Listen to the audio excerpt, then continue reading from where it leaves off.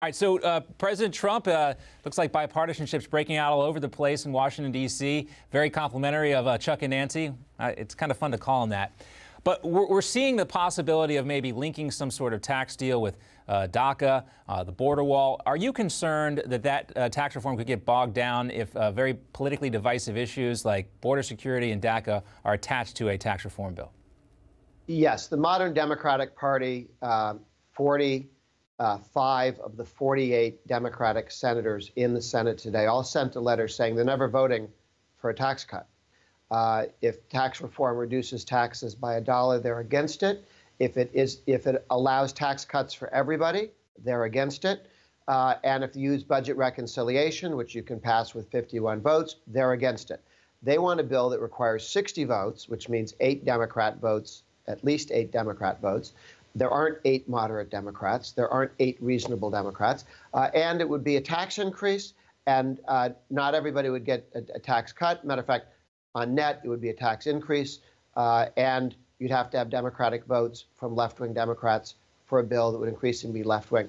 So the Democrats have written themselves out of tax reform. We don't need their votes. We only need 50 votes in the Senate.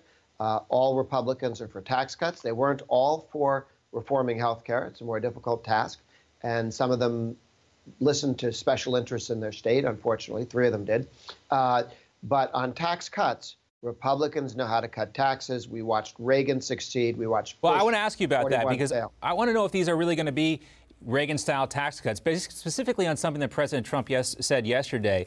There's just some basics on the plan. He says right now they're looking at a 15% corporate tax rate, which I'm sure you probably like, but it might not be lower for some higher income individuals. Here's the president talking about raising taxes on the rich.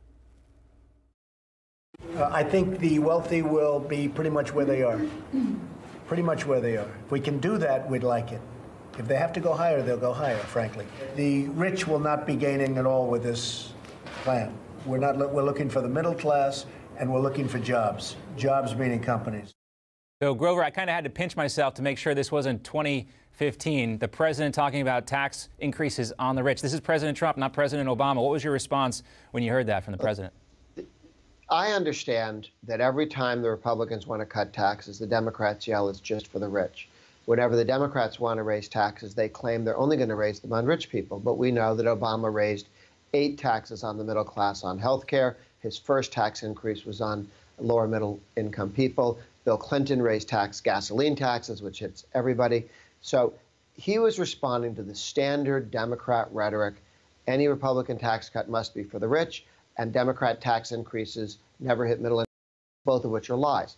And I think the president inawkwardly stated, our goal is not cut taxes on rich people.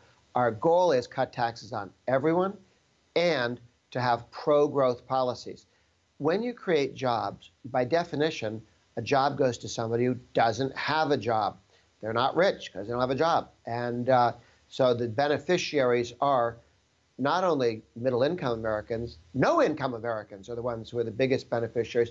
We're going to create millions of jobs over the next 4 and 8 years. Reagan created 4 million jobs alone in the first year that his tax cuts took effect. We could do that well here in the United States. And I think the president was a little, when you speak extemporaneously in reaction to the other team lying, you misstate sometimes. But his point, he has made it clear in his campaign, he wants a tax rate cut for every American who pays taxes. Every one of them gets a rate cut. And we want overall reduction. And the reason we're cutting taxes is not simply to simplify the code, it's to create jobs. That's it. You mentioned that. And I wonder right now if they're really doing the right job kind of selling this, the marketing of this tax plan, taxes, taxes, taxes. Maybe they should do a better job of selling it as a jobs plan. Let's talk about Speaker Ryan. He appears to be leaving the door open on whether or not the tax overhaul would increase the deficit. I know that's something you care deeply about. Here is Speaker Ryan on tax reform. I just strongly believe that these debt instruments need to be longer term, because I worry about what it does to credit markets and what it does to interest rates.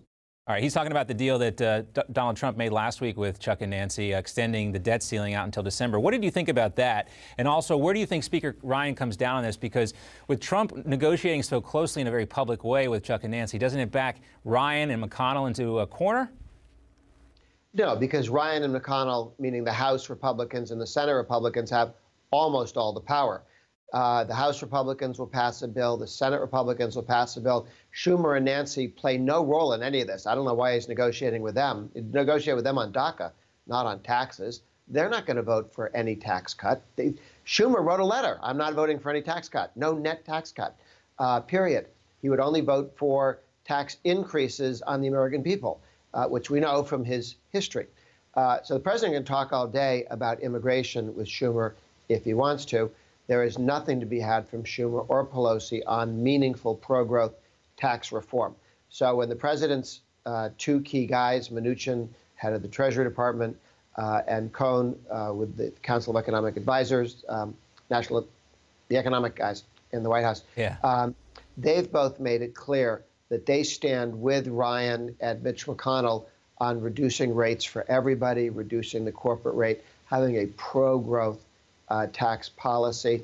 We're not going to get tangled up with Democrats trying to sink the tax cut.